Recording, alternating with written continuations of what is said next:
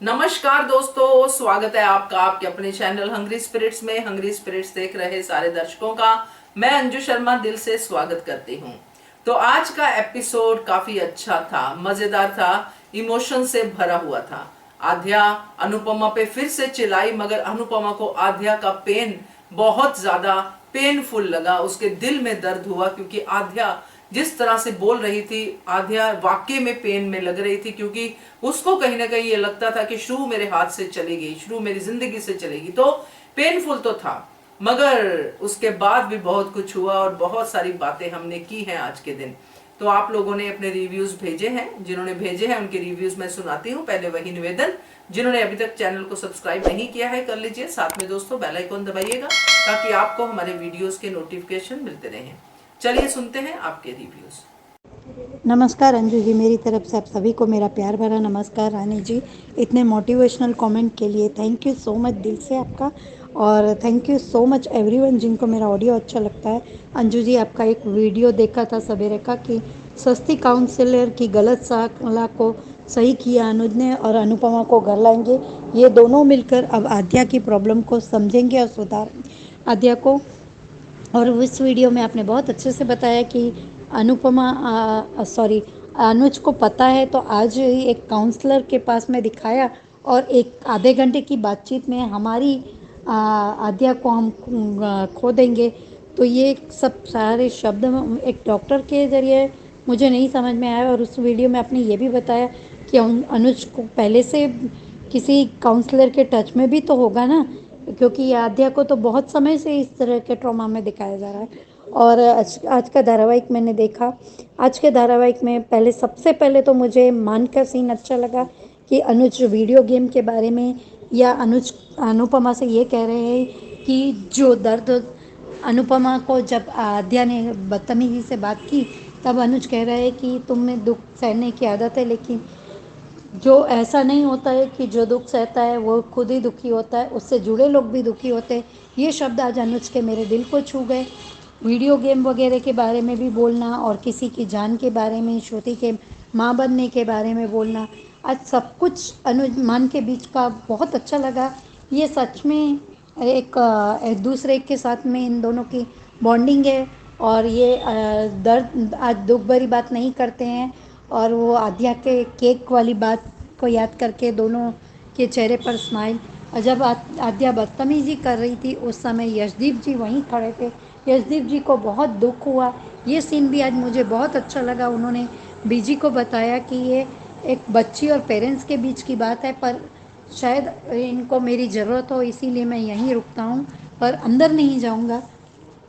ये यशदीप जी भी इतने समझदार हैं। और क्या अंजू जी, मैं आपके इस माध्यम से ही पूछना चाहती हूँ कि बच्चे तोशु पाखी और आद्या जैसे होते हैं कि अपनी ज़रूरत के हिसाब से उनको माँ चाहिए तो चाहिए, और उनकी ज़रूरत ख़त्म मतलब माँ माँ को ऐसे करना चाहिए, वैसे करना चाहिए, सलाह देते हैं। आज तोशु का जिस तरह से अनुपमा के बारे में बोल रहा था कि मम्मी को वहाँ यहाँ आ जाना चाहिए, श्रुति के पास डॉक्टर अनुज और आद्या हैं, हम लोगों को मम्मी की ज़रूरत है। जब किंजल ने ये कहा कि मम्मी ने ही हमारी आद्या को बचाया है, तो शु आप वैसे काम दाम तो कुछ करते नहीं हैं, सिर्फ वीडियो गेम खेलते हैं क्या, कि न्यूज़ चैनल भी कभी खोल के देखते हैं? तो जिस तरह से अनुपमा को पता चला, तो अंजू जी तोशु को भी पता चल सकता था कि उसकी परी आज खतरे में है। चाहता तो तोशु बचा सकता था, लेकिन नहीं, उन लोगों को तो अभी हर बात का इल्ज़ाम अनुपमा पे ही डालना है। और उधर से शाह से फ़ोन आने पर, वीडियो कॉल आने पर तोशु ने पापा को परी की बात बताई कि परी के स्कूल में आतंकवादी घुस गए थे, मैं डर गया था। तो ये क्यों नहीं बताया कि परी को मम्मी ने बचाया है? और अंजू जी, मैंने एक प्रोमो देखा है, एक्चुअली दो प्रोमो देखे हैं।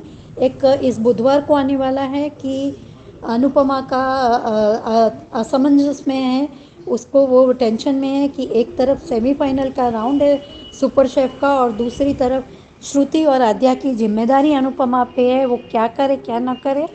तो इसमें से भी अनुपमा रास्ता निकालेगी, मुझे ऐसा लगता है।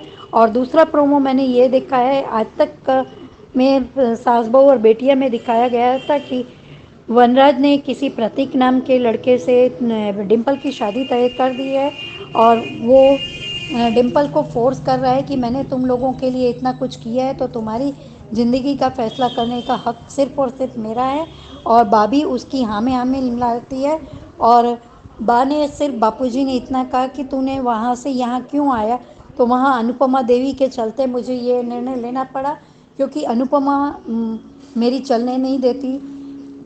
और बाद में डिम्पल घर से भाग जाती है तो उसका पूरा का पूरा दोष वनराज अनुपमा पे डाल के अनुपमा को जैसा तैसे शब्द बोलता है कि अनुपमा तुम अपनी मर्जी से हमारी ज़िंदगी में चली आती हो, अपनी मर्जी से चली जाती हो। 5 साल पहले तुमने जो कुछ किया था, तुम चली गई थी तो क्यों हमारी ज़िंदगी में दखल देने आती।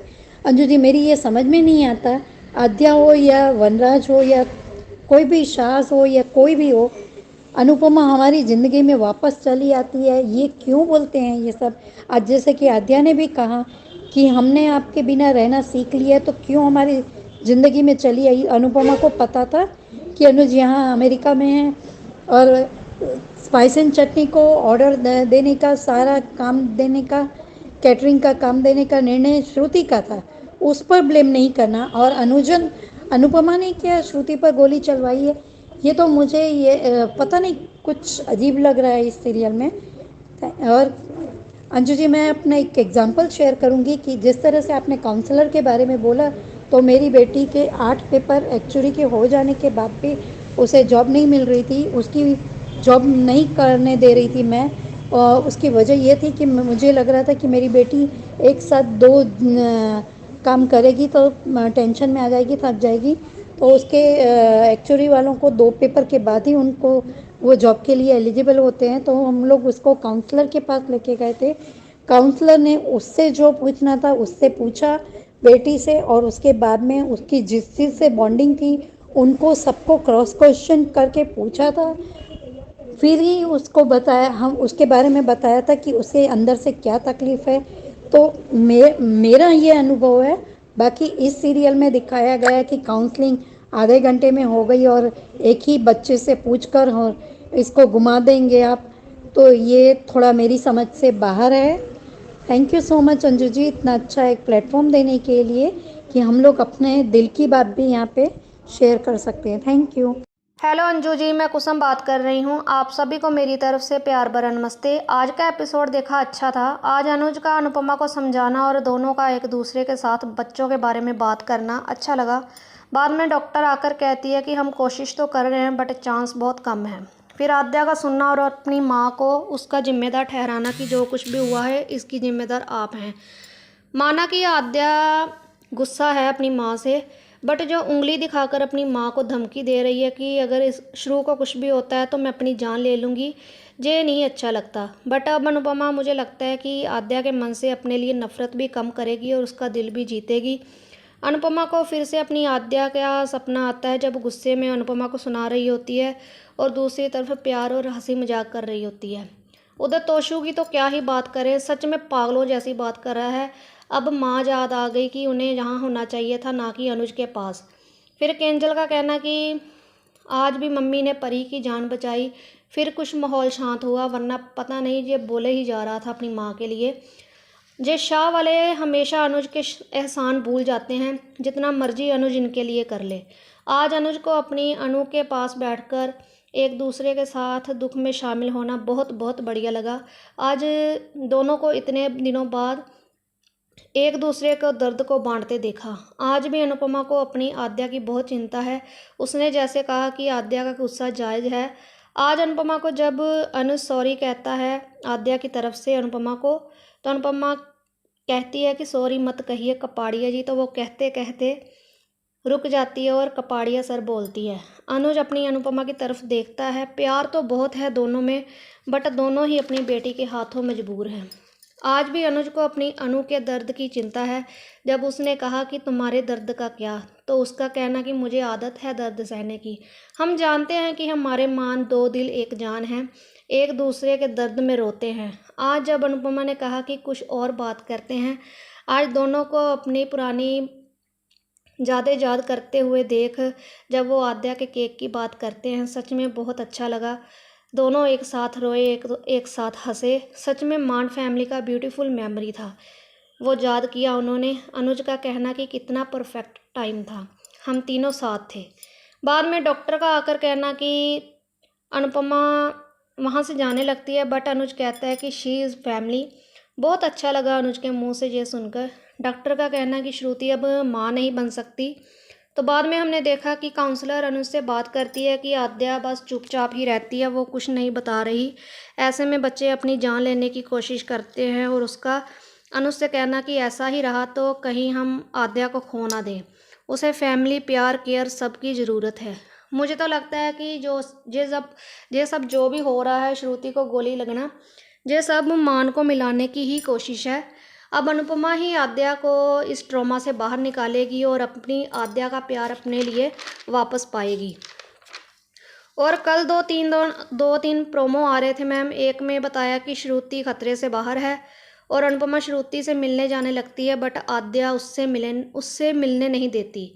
दूसरी तरफ डिम्पी अंश को लेकर अपने घर से भाग गई है, तो उसका सारा इल्ज़ाम भी वनराज अनुपमा पर डाल देता है और कैसे वो चीख चीख कर अनुपमा की बेइज्जती कर रहा था। और बुधवार जो प्रोमो मैम आने वाला है 6 PM को बताया जा रहा है कि महा एपिसोड होगा। तो उसमें भी अनुपमा कहती है कि एक तरफ मेरी आद्या है जो मुझसे बहुत नफरत करती है और दूसरी तरफ श्रुति है जो हॉस्पिटल में है, और मेरा कंपटीशन सेमीफाइनल भी है, क्या मैं जीत पाऊंगी? मुझे लगता है कि अनुपमा सब कुछ कर सकती है और वो कंपटीशन भी जीतेगी और इन दोनों की केयर भी करेगी। आगे देखते हैं मैम क्या होता है। Hello Anju ji, this is Rita and good morning to all the ladies. आज के शो की शुरुआत अनुज और अनुपमा बातें कर रहे होते हैं पेरेंटिंग पे, कि क्यों ऐसे लोग बन जाते हैं। बिकॉज़ ये बचपन से परवरिश का नतीजा होता है। गलत परवरिश, गलत संगति, गलत दोस्त से ही ऐसे इंसान बनते हैं। दोनों बातें ही कर रहे होते हैं और इतने में ऑपरेशन थिएटर का दरवाज़ा खुलता है। दोनों जाते हैं वहाँ पे और डॉक्टर कहते हैं कि they have tried their best but the chances of survival are slim. वहाँ तोशु किंजल से लड़ रहा होता है कि मम्मी क्यों गई है और अगर गई थी तो उनको वापस आ जाना चाहिए। किंजल समझाती है कि भाई क्यों गई है मम्मी, और वो तोशु को भी कहती है कि मम्मी की वजह से ही परी की जान बची है आज।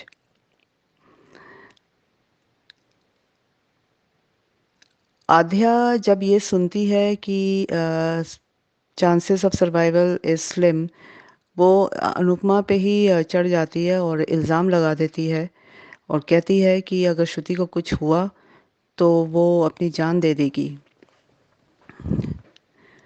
अनुज यहाँ पे कुछ कहता नहीं है और चुप रहता है। अब यहाँ पे I mean it's high time now आध्या को सच्चाई से अवगत कराना चाहिए। किंजल को भी अब स्टेप इन हो जाना चाहिए। उसको बताना, अनुज के सामने बताना चाहिए 5 साल पहले एक्सीडेंट की सच्चाई, और आज का सिनेरियो भी उसे समझाना चाहिए आध्या को, ताकि उसे समझ में आए कि वो जो नफरत कर रही है, अनुपमा को इतना गलत कह रही है, वो बहुत गलत है। अनुज अनुपमा के पास आता है क्योंकि वो उस सीन से वहाँ से हट जाती है जब वो देखती है कि आध्या इस तरह से कह रही है। अनुपमा जब अपने इमेजिनेशन में होती है, वो एक तरफ देखती है कि आध्या और अनुपमा दोनों खेल रहे हैं, और एक तरफ देखती है कि वही आध्या की नफरत और गुस्सा कर रही है। अनुज आता है अनुपमा के पास और अनुपमा पूछती है श्रुति और आध्या के बारे में। अनुज बताता है कि श्रुति को आईसीयू में शिफ्ट कर दिया है एंड आध्या को काउंसलर के पास भेज दिया है ताकि काउंसलर उससे बात कर सके ऐसे ट्रॉमेटाइज बच्चों से। दोनों की हल्की फुल्की बातें चल रही होती हैं, अच्छा लगा। And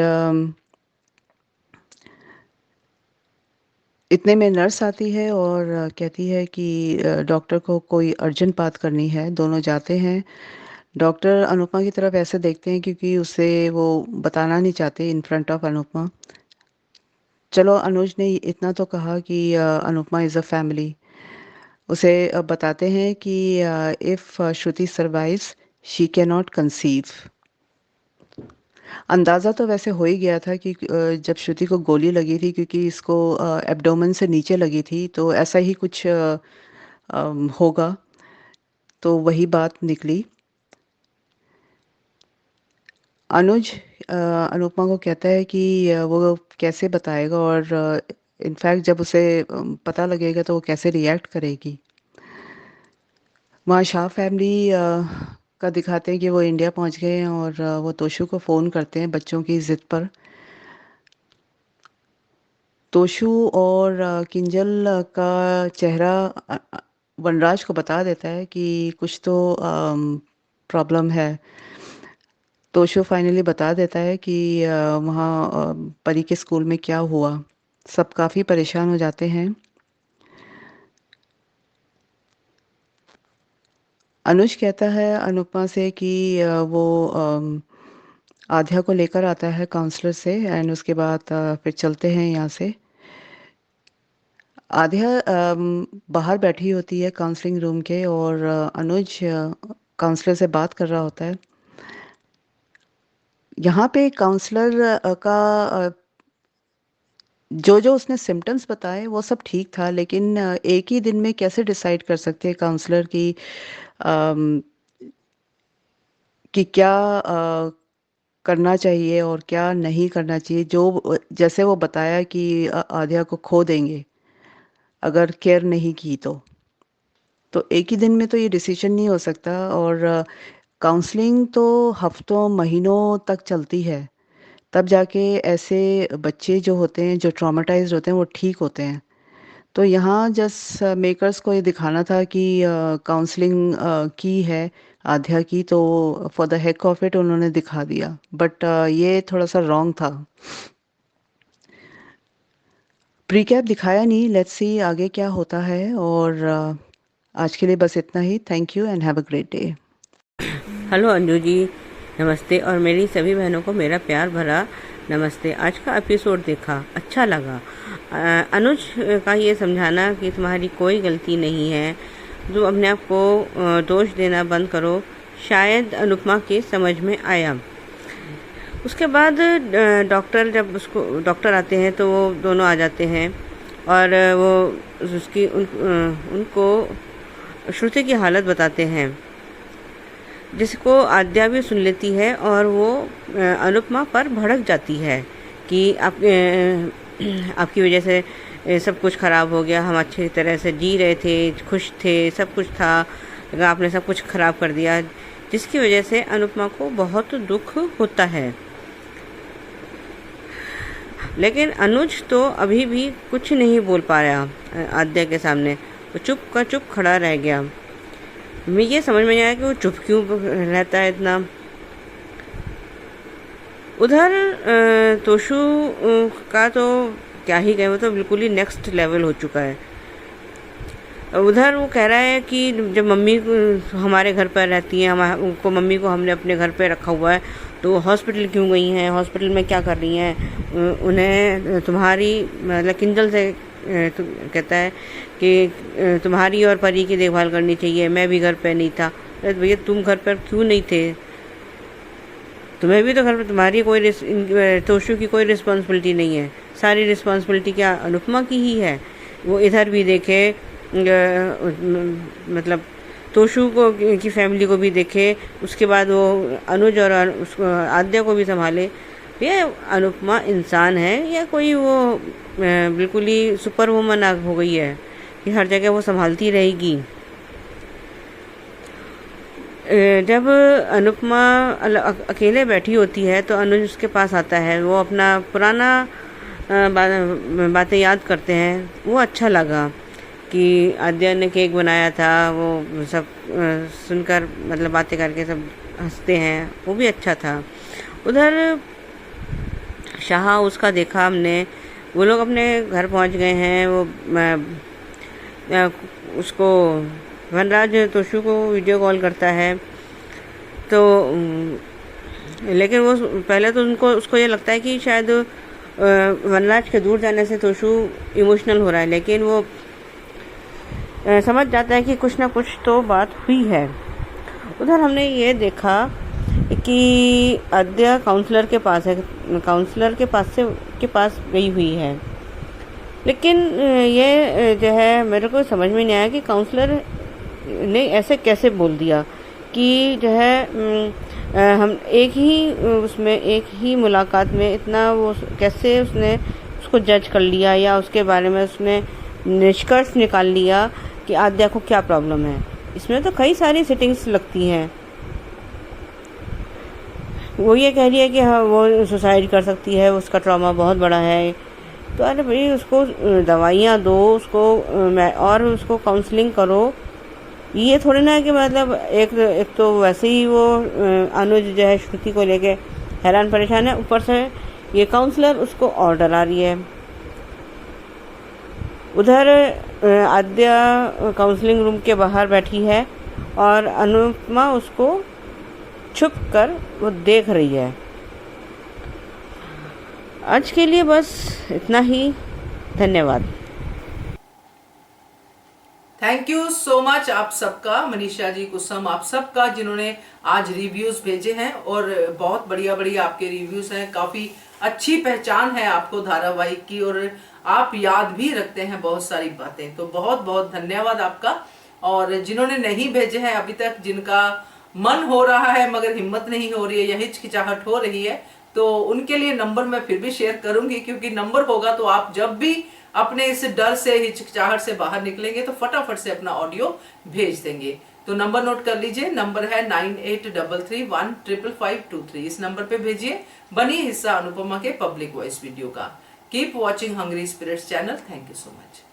Subscribe to our channel by clicking the subscribe button.